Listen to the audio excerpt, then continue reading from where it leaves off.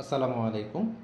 আজকে আমরা দুর্নীতি দমন কমিশন কর্তৃক গৃহীত সর্বশেষ নিয়োগ পরীক্ষায় আসা একটি প্রশ্ন সমাধান করতে যাচ্ছি। তো এখানে প্রশ্নে বলা হয়েছে, একটি দ্রব্য 400 টাকায় বিক্রয় করায় যত ক্ষতি হয় 480 টাকায় বিক্রয় করলে তার 3 গুণ লাভ হয়। দ্রব্যটির ক্রয়মূল্য কত? তাহলে এখানে যেহেতু ক্রয়মূল্য নির্ণয় করতে হবে, আমরা ক্রয়মূল্য সমান x টাকা ধরে নিলাম।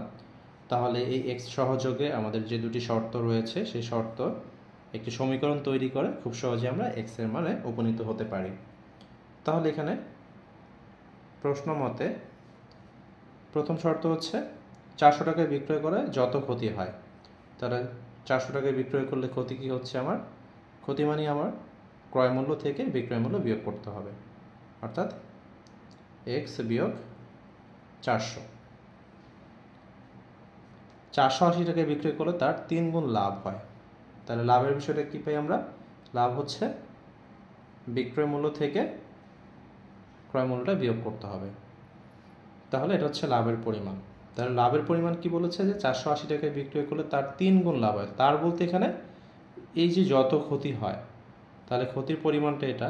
তাহলে তার 3 গুণ যেহেতু লাভ হয়, তাহলে 3 গুণ হচ্ছে লাভের পরিমাণ, অর্থাৎ 480 মাইনাস এক্স সমান হচ্ছে ক্ষতির 3 গুণ, অর্থাৎ 3 গুণ এক্স মাইনাস 400। তাহলে এই যে সমীকরণটা আমরা প্রশ্ন মতে পেলাম, সেটা সমাধান করলে আমাদের এক্সের মানটা বের করতে পারলেই ক্রয় মূল্যটা চলে আসবে। তাহলে এখানে 3 গুণ করলে হচ্ছে 3x, আর 3 আর 400 গুণ করলে হচ্ছে 1200।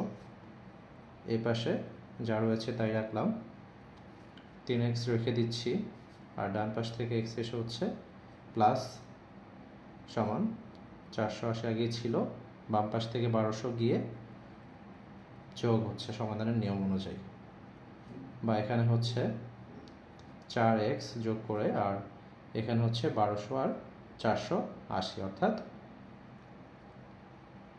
1680, বা x সমান হচ্ছে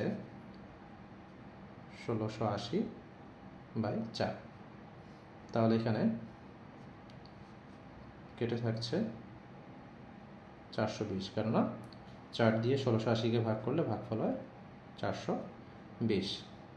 সুতরাং x হচ্ছে 420, অর্থাৎ ক্রয়মূল্য 420 টাকা, যেটা কিনা উত্তর গয়ে রয়েছে, অর্থাৎ উত্তর গ। ধন্যবাদ সবাইকে।